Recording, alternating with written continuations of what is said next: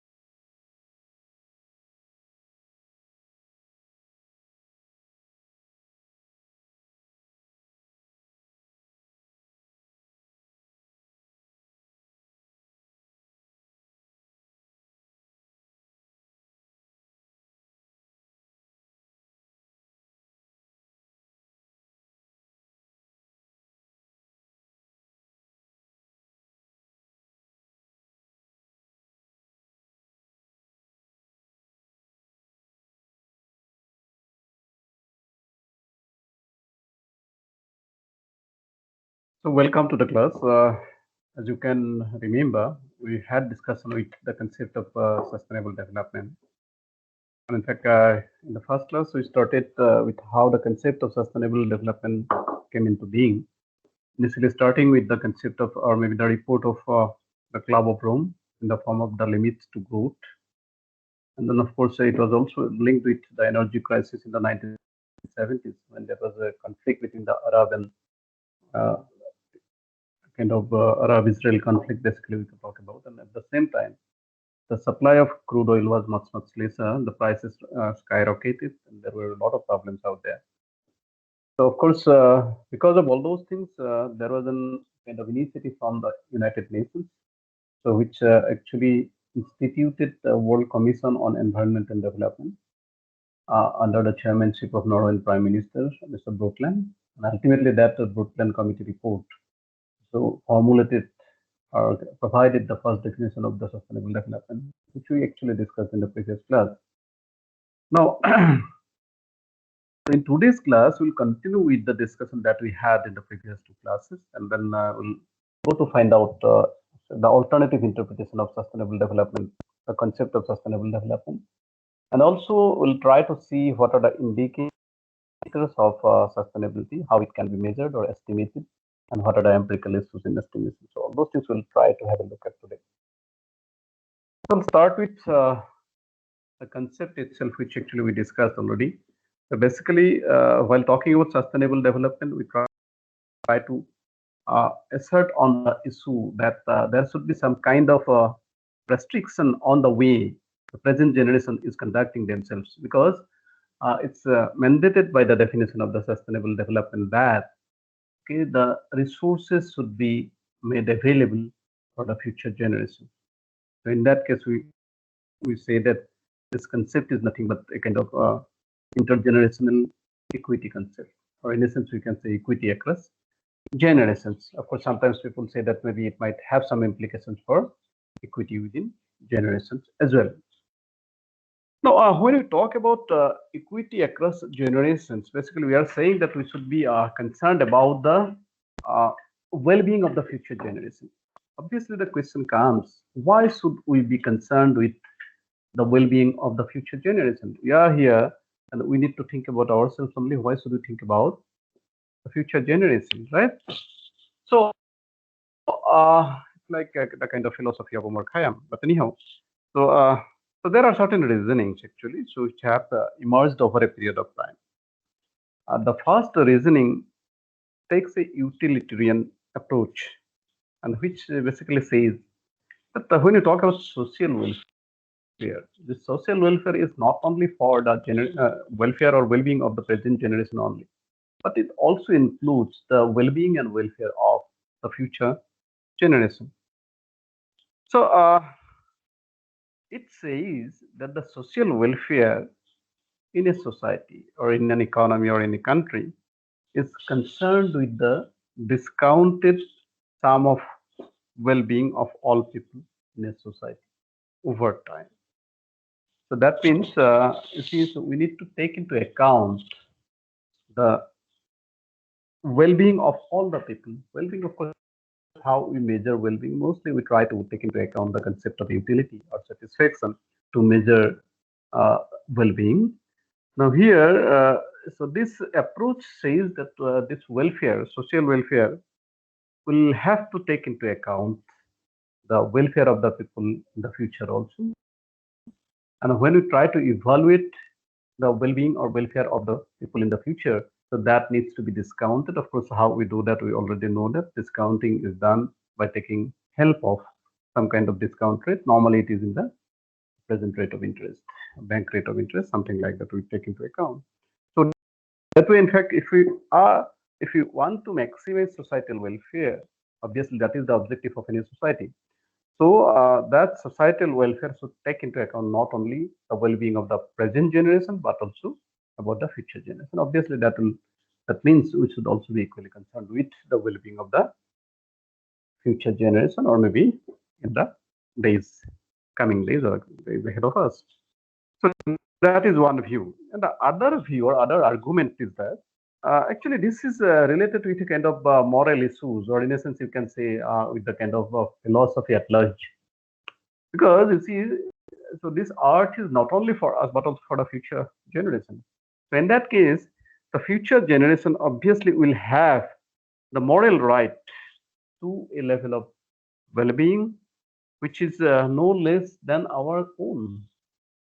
Okay, so whatever kind of lifestyle or maybe well-being we are enjoying as of today, so the future generation also should get at least that much of well-being or welfare or societal kind of welfare at large. So in that sense, we should also be equally concerned with the well-being of the future generation. So it's a kind of moral issue in general. But while talking about sustainable development from the point of view of economists' perspective, actually, so there can be two broad approaches or two broad groups. The first is known as the outcome approach, which is concerned with how the economic process directly affects the human well-being. As you know, this human well-being is synonymous with the concept of utility or welfare of an individual. Now, when you talk about overall uh, kind of well-being, no, so that will be actually defined as the well-being of the society at large, or maybe a group of people. So in that case, of course, it is assumed that this societal welfare will be nothing but the summation of the individual well-being. So in that sense, if we can find out well-being of, if we can define well-being of an individual, so summing up all the individual well-beings will be actually helping us to arrive at the societal well-being or societal welfare. Now, second issue is the maintaining the means to generate well-being or consumption. So one is the outcome. So how much actually outcome, how much well-being, so how it is affecting actually the uh, overall societal well-being. So that is the thing. And the second one is there are different means to generate well-being or consumption. Because this is, when you talk about well-being or welfare, so normally in economics we try to define it in terms of utilities. utilities are considered to be functions of goods and services consumed by the people. So in a sense, their well-being will be dependent on the amount of goods and services, the quality of goods and services consumed by the people over there. So, so if the amount of goods and services, okay, increases or remains more or less same, the well-being will not decrease. Now, so how can we ensure that the goods and services, the amount of goods and services, okay, so that doesn't go down over a period of time? Obviously, one way is by ensuring that the means to produce these goods and services on which the utility or well-being of the society rests, so these do not get diminished. So the second approach will be to consider maintaining the means to generate well-being or the consumption level of the people at large. Insofar as outcome approach is concerned, actually, we can define sustainability in terms of, so it can be defined as the utility of a representative agent, which probably can be written as UT. So this should be non-declining for a period defined for a defined time period. So if we consider T star to be a kind of a threshold time period, so T star onwards, so whatever utility we can have for the society at large or maybe for the individual at large, so that individual utility or utility per capita should be non-declining. So that utility will be dependent on goods and services. So to look into that, let me share another thing. Actually, it could have been better. So this is a problem with the online teaching. I'm not in a position to write in the blackboard. Of course, there are certain ways, but somehow, so that is not.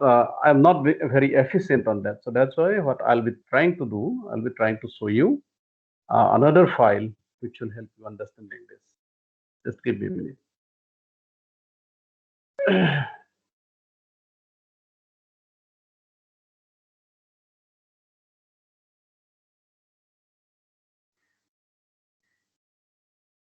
I hope you can see this file. Is it visible to you? No. Just a minute.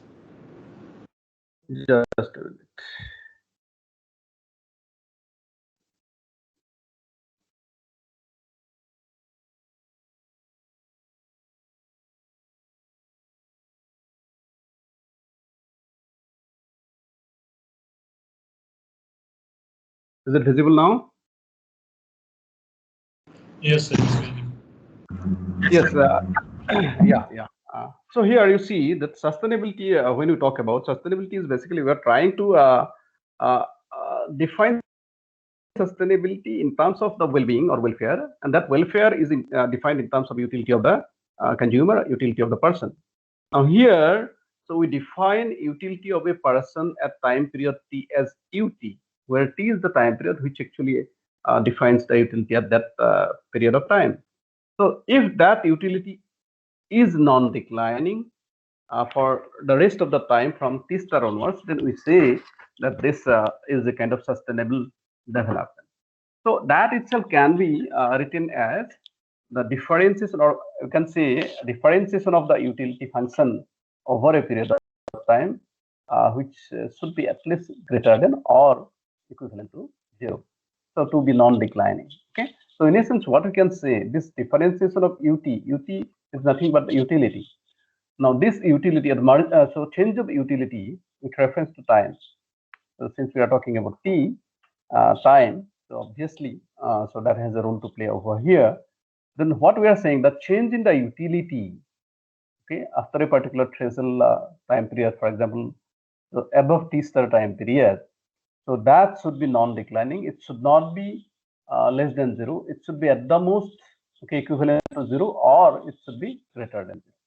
Okay, so that way we can define a sustainability or sustainable development in essence.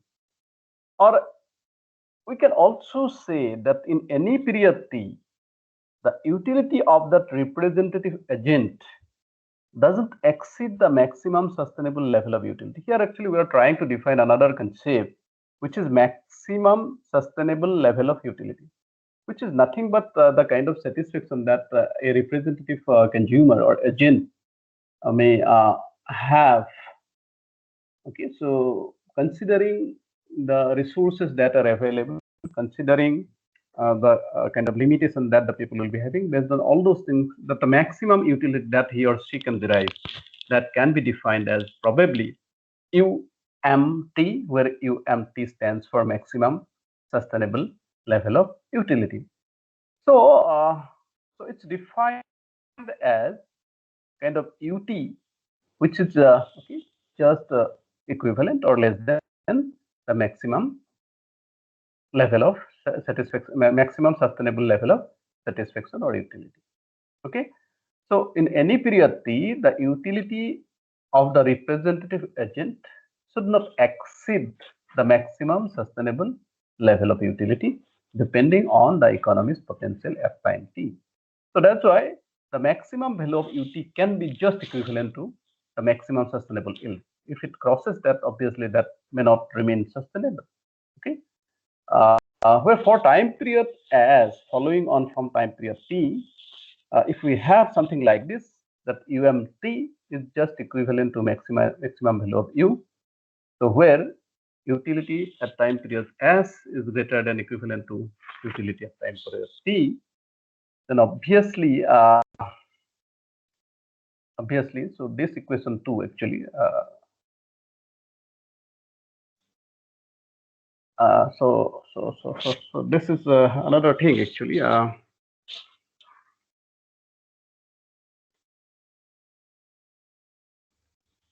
Another way of representing UMT is actually we are talking about maximum value of sustainable utility. So this is equivalent to maximum utility. Okay, so that is the definition. But from equation number 2, what we can say is that if sustainable development has to happen, in that case, the utility per capita, here we are talking about utility of an individual person or individual over here. So this should not fall over time. It should either remain same or it might increase over a period of time, but it should not fall over a period of time.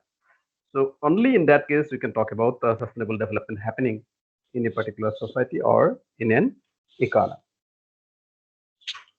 So a variant of the outcome-based approach is to define sustainable development in terms of the observable determinants of utility. Observable determinants of utility. That basically means that you see utility depends on a number of things. We talk about consumption of goods and services. This consumption of goods and services again will be dependent on a number of other things. Okay, we can talk about number of issues over there. Okay, so so we can define sustainable development in terms of observable determinants of utility. For example, we need to understand what factors affect the utility level or maybe the satisfaction level of the people concerned. So satisfaction level might be dependent on the level of consumption and the level of environmental quality. So those things probably, so let's take that example, that the level of consumption or maybe level of environmental quality might be actually defining the satisfaction level or maybe utility of an individual. So then in that case, by examining the changes in these factors, for example, the consumption or maybe kind of environmental quality, we probably can infer whether the sustainable path is being followed or not. If it is followed, then we consider the development will be sustainable. Otherwise, we consider this is not sustainable. Okay, so that is what we say, that we can also define sustainable development in terms of observable determinants of utility. So another approach, the second approach that we have talked about. So we have talked about two different approaches in terms of economic definition. One is the outcome approach, and the other one is the maintaining the means to generate well-being or consumption. So this focuses on maintaining the means which are available to society to generate well-being or consumption. Basically, we can say that these are the resources that we talk about. Now, these resources actually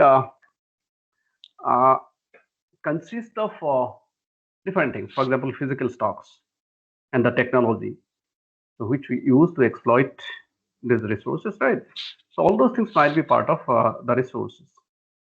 So economists have thought of sustainable development from this viewpoint in terms of the concept of capital. The resources in the form of capital we talk about. Now, in that case, so there are four different forms of capital which are actually talked about. So one is the man-made or the produced capital, which can be written as K small m. Then we can talk about human capital, which can be written as K small h. Then we can talk about natural capital, which can be written as K small n. And the last one is the social capital, which can be written as K small s. Now, of course, in normal kind of parlances, we can talk about only capital. But if we take into account capital, we can find out that there might be different forms of capital. And in fact, many of them, quite a few of these actually have been recent additions. Normally, when we talk about capital, no, so we actually talk about the man-made capital. And in fact, most of the students in economics are familiar with this first form of capital, man-made or produced capital. So you think about any road, building, masonry, okay. So all those things will be part of this man-made capital. The capital actually, so which are produced means of production, which are produced by mankind. So that's why this is known as man-made capital, and these are also used for further production. Because the definition of capital itself is something like this. So this is a means of further production. So in case of this produced capital or man-made capital, the definition is that it's a produced means of production. So produce means, so which is further used for further production. So that is the man-made capital or produced capital. You just think about a machine which is used multiple times for producing goods and services. So that machine actually is man-made. It's not a natural capital. It's a produced capital. And this produced capital has been used many times for producing goods and services. So this is one form of capital. So it actually comprises of the results of past production as the excess of output over consumption. Normally, what happens when you talk about capital? No, capital is a flow concept. This capital is formed over a period of time. It's not that capital automatically happens or maybe is formed automatically. It's not actually. Capital is formed because of certain economic activities carried out by the society at large. You see, we have some kind of income, or maybe we might be having some kind of production, whatever that may be. So that might result in income. So this income, a part of the income will be consumed, a part will remain, part can be saved, and these savings can be mobilized, and this can be invested in capital goods. Now, when we invest it in capital goods, so we can say that this is capital formation process or the capital formation is happening. So there might be a stock of capital which can be added. So augmentation of capital might be happening out there. So in that case, we can say that capital formation is happening out there. So that way, in fact, so that's why we say that this natural capital or sorry, man-made or produced capital comprises the results of past production as the excess of output over consumption. Whatever output is excess over consumption, that might be saved, and then savings might be actually transformed into the capital. So this man-made capital includes so many things. It might be, as I pointed out, it might be the factories, it might be the machineries, roads, bridges, phone, satellites. So many things are there. So they may be used up. Means in fact, so it's in the process of production, in the process of economic activities, a part of it is being used up. So there is a depreciation in the production of consumption goods and services. So to cover up this depreciation, so to offset this depreciation, maybe new investment has to be made in the machinery or maybe in other things. New investment has to be made so that the capital stock in the form of KM doesn't decline over time. Okay, so for everything actually, so in case of the human capital also it might happen, depreciation might happen in different forms. But in the case of natural capital, so that man-made capital, that is quite obvious. The capacity of the machine gets reduced with okay constant use over a period of time. So that is depreciation. That depreciation has to be offset.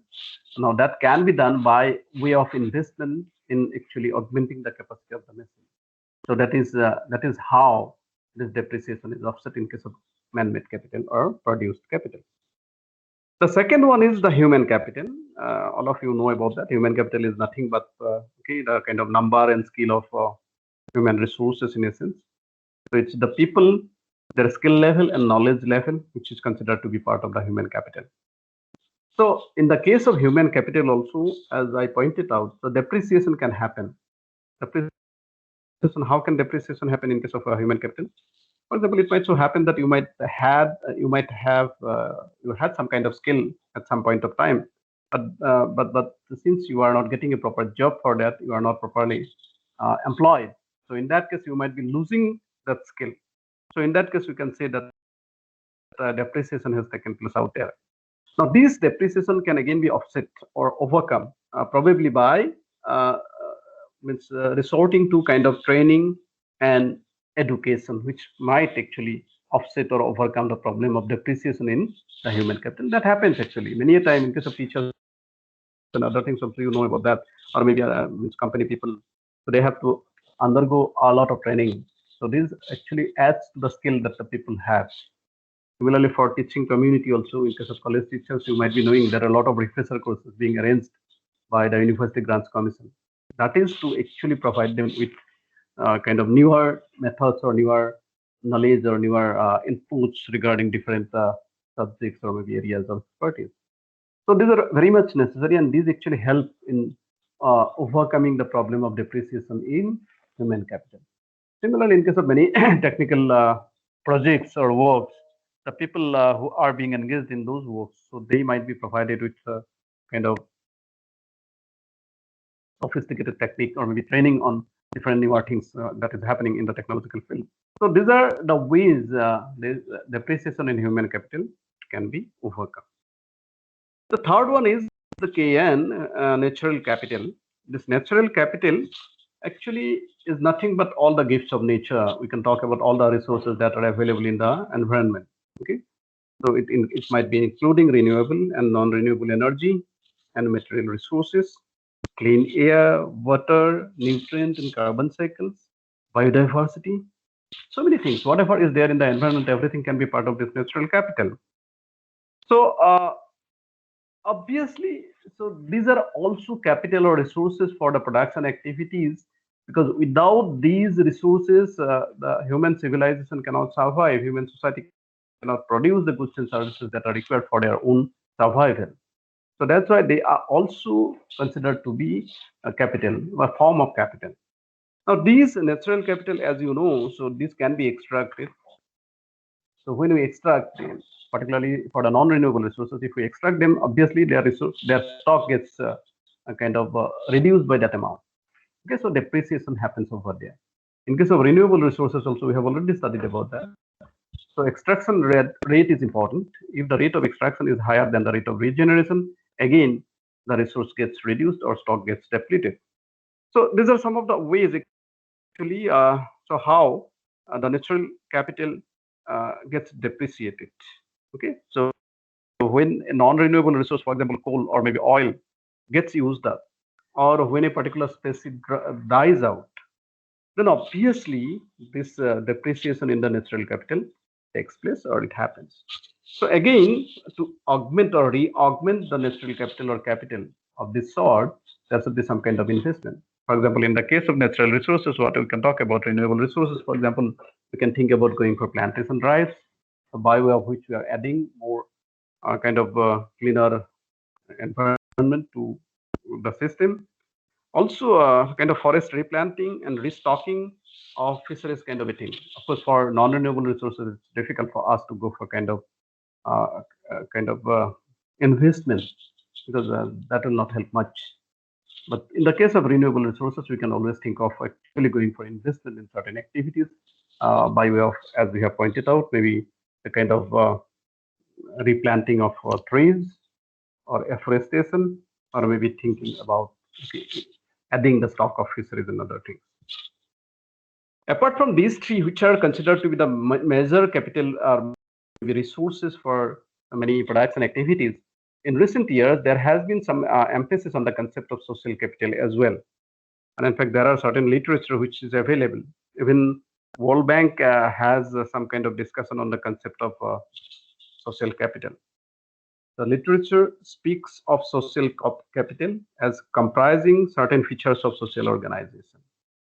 So it's part of it's a characteristic of the society at large, or maybe in essence you can say certain features of social organization.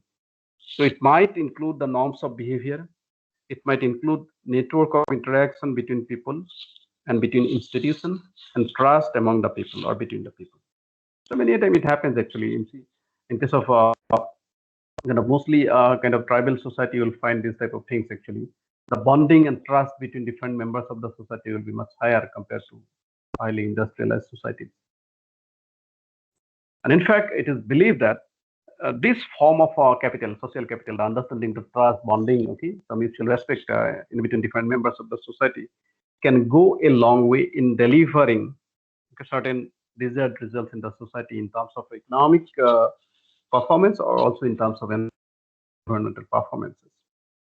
And in fact, it is believed that for sustainable development, this type of social capital can go a long way. In fact, it can help in achieving the goal of sustainable development in many ways. It is argued that there is an economic payoff of social capital. So there are two payoffs actually they are talking about. One is the economic payoff, and the other one is the environmental payoff. Now, in case of economic payoff, it's believed that uh, so in the case of this social capital can actually foster an environment of further economic growth in the society at large. Probably kind of by ensuring a climate of trust between different agents. It might so happen that the people who are responsible, who are actually entrusted with the task of actually carrying out economic activities, might be in a better position or might be delivering better services or maybe provide better inputs or impetus. So when there is mutual respect or maybe trust in between different members of the society. Many a time, many projects undertaken by the government can be better implemented when the members of the society at large are more kind of proactive and they are aware how the things are being carried out. So they might, okay, the society at large might actually insist or maybe influence the government or implementing agencies to implement the project in a way which benefit the society at large. So in that sense, we can say that this type of social capital might be having a kind of economic payoff. In some other cases, it's said that there is an environmental payoff, so whereby it is believed that strong community ties help enforce ownership regimes and management systems for common property. So that might happen actually in case of common property resources particularly. So what we believe is that the community has been given the responsibility of managing the resources. Now, if the community has a great social capital, they have a better understanding amongst the members of the society, they will be in a better position to implement or carry out uh, kind of protection plans better way compared to when there is not a good bonding between different members of the society. And also this ownership regimes can be better enforced. If it is a kind of individual ownership, so that things are a little bit different. But if it is a kind of community ownership, that ownership regimes can be better enforced. And many a time, in case of environmental resources, since they do not have a kind of owners, proper owners, so it becomes a kind of open access resources whereby anybody and everybody can kind of make use of the resources, and as a result of which we can have a situation of tragedy of commons. So that can be avoided if social capital is strong, and better social capital ensures better management of the environmental resources. So, so this actually will help in ensuring that the resources are better utilized. So we can consider sustainable development in general to be a non-declining stock of capital over time. So we are talking about these four different types of social capital: man-made capital, human capital, natural capital, or social capital. Now, since we are talking about kind of maintaining the resources available to society to generate well-being or consumption, and obviously what we'll believe is that these different forms of capital probably can be maintained over a period of time so that the resources can be generated out of these different forms of capital. And if these different forms of capital can be maintained over a period of time without depleting the stocks, then obviously the development or maybe the requirements or maybe production of goods and services which are required for ensuring a particular level of social welfare or maybe individual welfare, so that can be possible and that can be maintained over a period of time. And if we go by the concept and definition of sustainable development, we know that this will be nothing but the welfare of an individual remaining non-declining over a period of time. That might happen if these different forms of capital, okay, the stock of these different forms of capital can be maintained over a period of time. Okay, so this is how we can define the concept of sustainable development. If you have any issue so far, please raise your issue so that we can take care of that. If you have any question or observation, please raise it.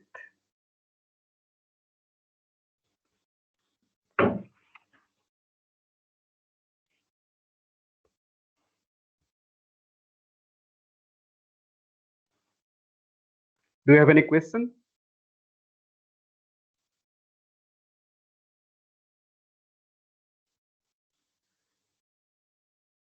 The next thing is to talk about possible sustainability rules. In fact, in case of sustainability, we can talk about two different sustainability rules. One is the weak sustainability rules, and the other one is the strong sustainability rules. As we have discussed already, the one way of conceptualizing sustainable development is in terms of maintaining the economy's capital stock.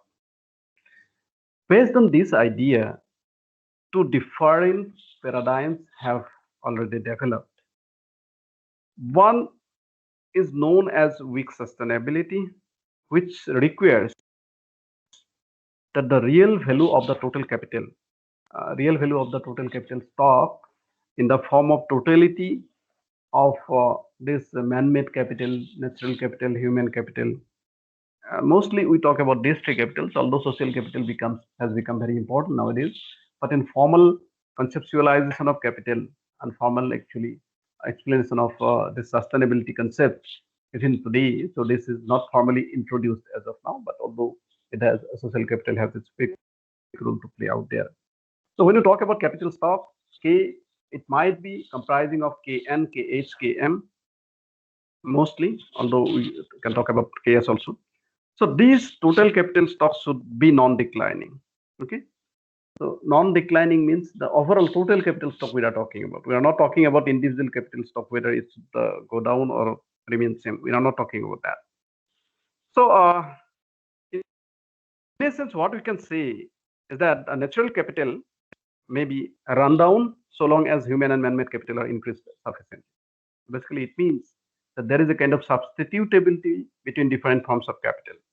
So long as human and man-made capital are sufficiently available, even if natural capital is reduced or depreciated like anything, then probably man-made capital and kind of human capital will be able to substitute for the loss of natural capital.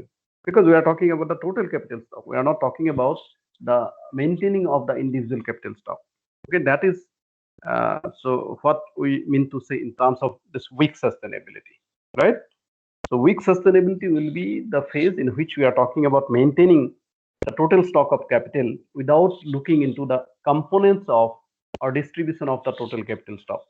In the process, it might so happen that one form of capital might be depreciated totally, it might be used up, but other forms of capital will be available. So we mean to say that total capital stock remains undiminished. It is non-declining, right? So maintaining the overall asset balance implies consuming merely the interest on this aggregate capital. So obviously, aggregation of these different forms of capital is important, and we believe that these different forms of capital, the man-made capital, human capital, or maybe natural capital, they can be aggregated. So obviously so if we have to aggregate them, so they have to be converted into certain values. Probably they can be converted into certain values out there. So that we have two different types of sustainability rules. In the case of weak sustainability rules, we consider this manufactured, natural, and human capital to be substitutable. So there is no question whether one form of capital is depreciated or not. That is not the problem over there. So what is important here is to have a total stock of capital remaining undiminished. In the case of strong sustainability, of course, things are a little bit different. It is believed that the different forms of capital are complementary to each other. They are not substitutable. In essence, what we mean to say is that all forms of capital, all forms of resources are equally important for ensuring goods and production of goods and services and ensuring a particular level of welfare and well-being.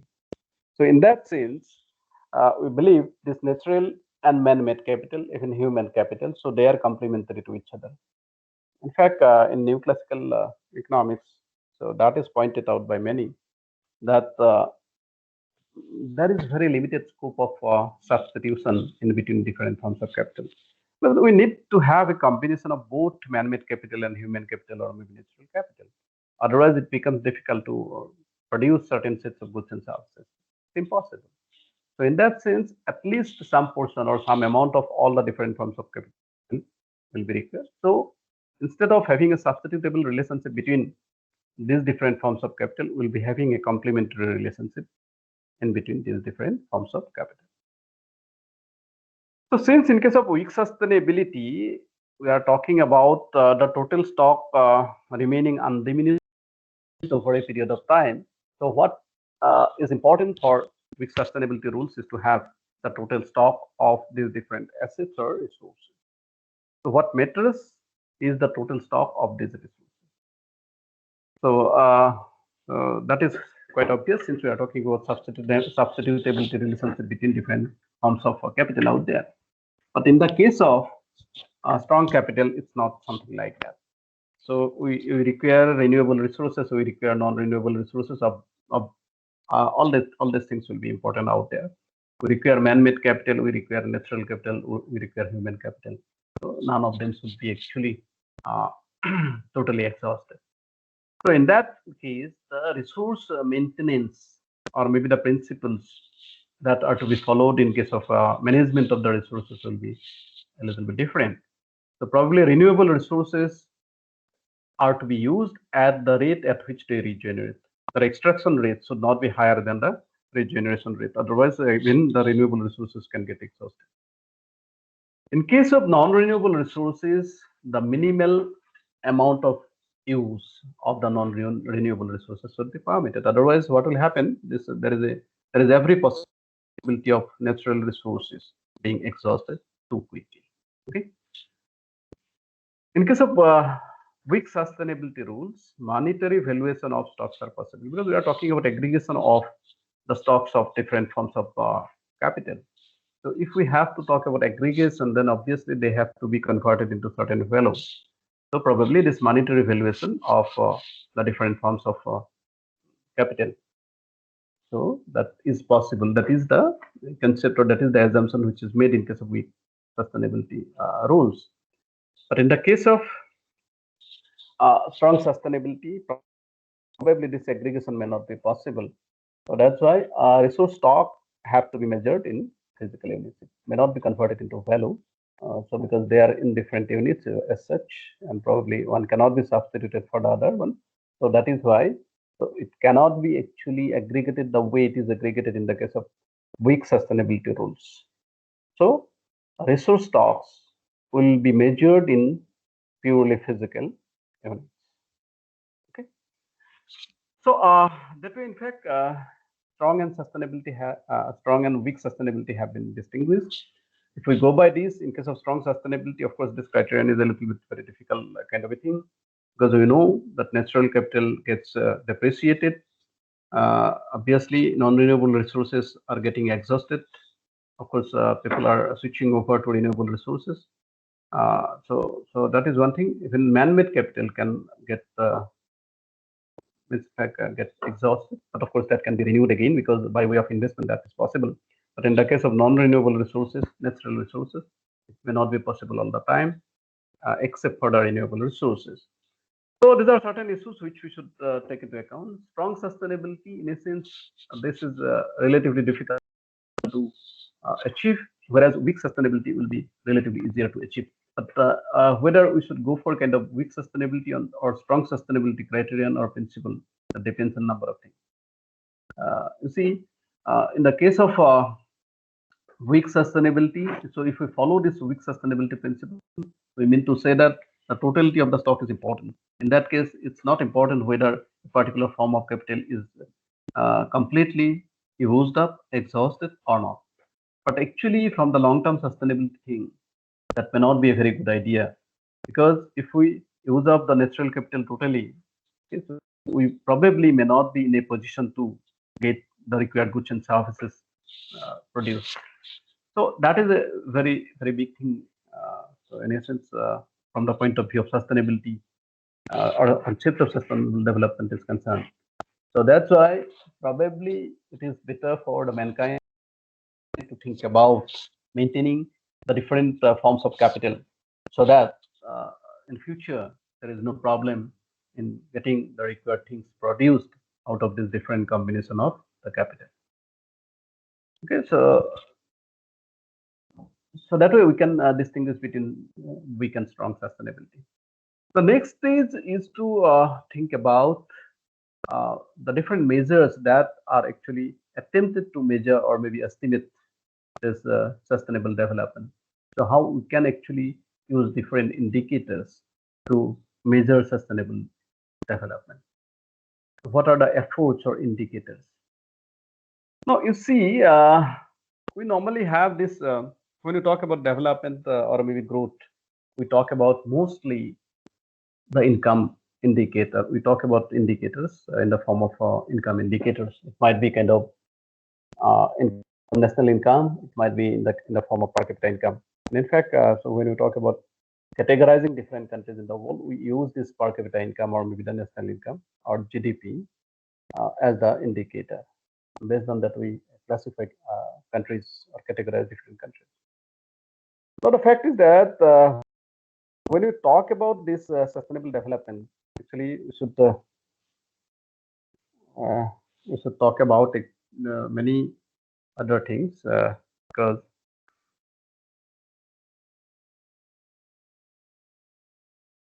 just a minute. Yeah, in the case of national income estimation, mostly in most of the cases, what happens, we do not take into account this kind of depreciation of the natural resources. That is not taken into account, because whenever we produce something, we take help of different forms of capital, because one form of capital is complementary to each other. So that is why we make use of the natural resources, we make use of the man-made capital, we make use of human resources. Everything is being used up over there.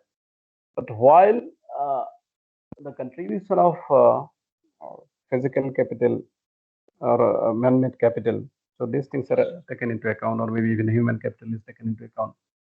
You see, the depreciation in the form of natural resources is most of the time is not taken into account.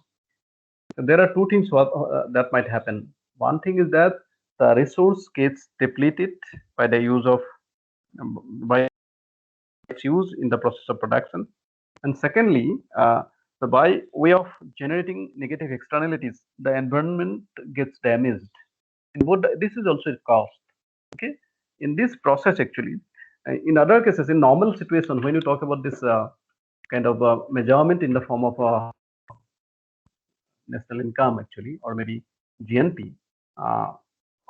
So what we take into account is that, you see, monetary valuation of all these things are taken into account. But contribution of natural resources as such will not be taken into account, and also the cost in the form of kind of depreciation and the damages. So these are not taken into account. In a sense, when we measure the value of the goods and services, we are actually overestimating that. So that overestimation has to be avoided by taking into account the cost involved in the process of production. So that is why the concept is that instead of the normal uh, national income that often we talk about, so we need to take into account this green national income or green national accounts. So in that case, so we can define a new kind of term like environmentally adjusted national income or green net domestic product, which will be nothing but the normal NDP. So from where we have to actually subtract the depletion of natural resources or natural capital, and at the same time we should also talk about, okay, take into account this environmental damage which might be happening because of externalities being generated out of this production activities. So once these are taken into account, so this national income will be properly reflecting how much of natural resources are being utilized or how much of damages have been inflicted on the society at large. And so that will be a proper indicator of the kind of development of the society at large. So this is one suggestion where this depletion of natural capital and environmental damage has to be taken into account. Another is the concept of genuine savings. So which is again actually taking into account the kind of depreciation in the renewable as well as non-renewable resources. Actually, the savings from the normal savings, actually, if we subtract these values, will be coming across this new concept of genuine savings. It's not normal savings, but genuine savings, which takes into account the depreciation in both renewable as well as non-renewable resources. This is another concept or maybe indicator. And the third one is a set of procedure, which is known as integrated environmental economic accounting. This is, we say, system of integrated environmental economic accounting. So it's known as SIA. So if time permits, probably we'll be going into that as well. But as of now, we'll be mostly focusing on green NDP and genuine savings. Uh, I'll not discuss these things in detail, just an introduction I'm giving. So in the case of green national accounts, as we have pointed out, degradation of environmental capital is like depreciation of man-made capital. So normally, in the case of environment impact national income accounting, this degradation of man-made capital is taken into account, but degradation of the natural resources is not taken into account. So what is suggested in green national accounts is to subtract uh, these depreciation in environmental resources as well to get net income from the gross income. So in normal situation, we have the system of national accounting, so which is considered to be the measure of sustainable development. But of course, there have been suggestions to go for some kind of adjustment in the conventional accounts. So these things will pick up in the next class. If you have any questions so far, please put forward your question.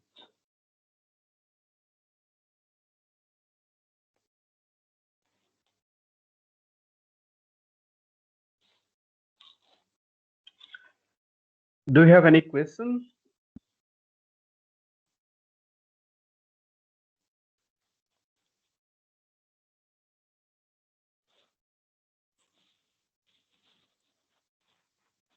No, sir.